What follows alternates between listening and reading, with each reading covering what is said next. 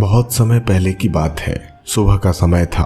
आसमान पर सुनहरी किरणें बिखर रही थी और हल्की हल्की हवा वातावरण को ताजगी से भर रही थी। उसी शांत सुबह एक व्यापारी अपने गधे के साथ बाजार की ओर निकल पड़ा। उस गधे की पीठ पर नमक की भारी बोरियां लदी हुई थी। ये नमक गांव वालों की रोजमर्रा की जरूरत थी और व्यापारी इन्हीं बोरियों को बेचकर अपनी रोजी रोटी कमाता था। गधा बहुत मजबूत था, लेकिन उस दिन उसका बोझ वाकई बहुत भारी था। व्यापारी ने गधे की पीठ थपथपाई और कहा, चल मेरे साथी, आज हमें अच्छी कमाई होगी, बस थोड़ा धैर्य रखो। गधा मन ही मन कराह उठा, पर कुछ बोला नहीं। वो जानता था कि यह उसका रोज का काम है। दोनों धीरे धीरे आगे बढ़ते गए। कई कोस चलने के बाद वे एक चौड़ी नदी के किनारे पहुंचे। पानी गहरा था और लहरें हल्के हल्के किनारे से टकरा रही थी। व्यापारी ने सांस ली और गधे को कहा, सावधानी से चलना, नदी पार करनी होगी। वो गधे को संभालते हुए पानी में उतरा। पहले तो सब ठीक था, लेकिन जैसे ही वे बीच में पहुंचे, अचानक से गधे का पैर फिसला और छपाक की आवाज हुई। गधा पानी में गिर पड़ा। व्यापारी ने घबराकर रस्सी पकड़ी और पूरी ताकत से उसे खींचकर बाहर निकाला। जब तक गधा खड़ा हुआ, तब तक ज्यादातर नमक की बोरियां भीग चुकी थी और पानी में घुल चुकी थी। व्यापारी हताश हो गया। उसके सपनों की कमाई बह गई थी, लेकिन अब गधे की हालत अलग थी। उसने पानी झाड़ा और अचानक पाया कि बोझ बहुत हल्का हो गया है। पहले तो वजन उसकी टांगों को कांपने पर मजबूर कर रहा था, लेकिन अब जैसे उड़न सा हो गया था। गधे ने मन ही मन मुस्कुराकर कहा, आह, कितना अच्छा लग रहा है, कितना हल्का बोझ।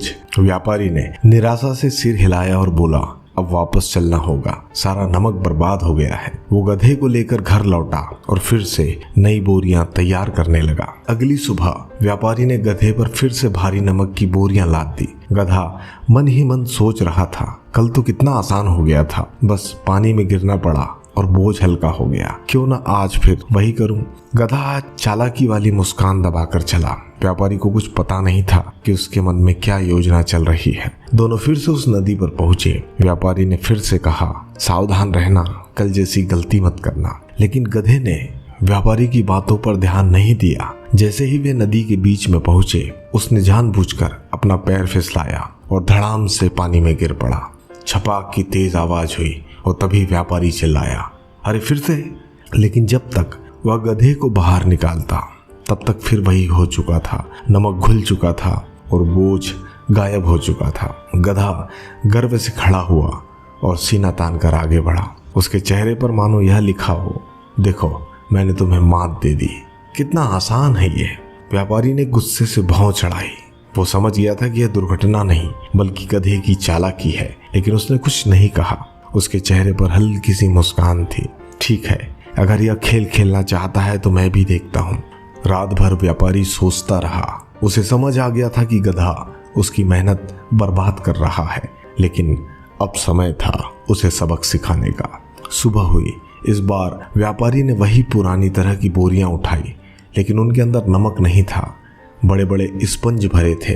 देखने में बिल्कुल वैसे ही लग रही थी जैसे नमक की बोरियां होती है। गधा निश्चिंत था। उसने बोरियों को सूंघा तक नहीं। उसके मन में बस यही था, आज फिर मैं व्यापारी को बेवकूफ बनाऊंगा, पानी में गिरूंगा और बोझ को हल्का कर लूंगा। रास्ते भर गधा बेफिक्र होकर चलता रहा। व्यापारी चुप था, बस हल्की सी मुस्कान उसके चेहरे पर थी। आखिरकार वह नदी आ ही गई। व्यापारी ने रस्सी पकड़ी और गधे को पानी में उतारा। जैसे ही वे बीच में पहुंचे, गधे ने वही पुराना नाटक किया। छपाक की आवाज आई और वो पानी में गिर पड़ा। व्यापारी ने रस्सी पकड़ी और अपनी हंसी को दबा लिया। गधे ने पानी झाड़ा और उम्मीद की थी कि अब बोझ हल्का हो जाएगा, लेकिन अगले ही पल गधे की आंखें फटी की फटी रह गई। बोरियां हल्की नहीं हुई थी, बल्कि और भारी हो गई थी। स्पंज पानी सोखकर फूल गए थे और गधे की पीठ पर अब वजन दुगना हो चुका था। गधे की टांगे कांपने लगी।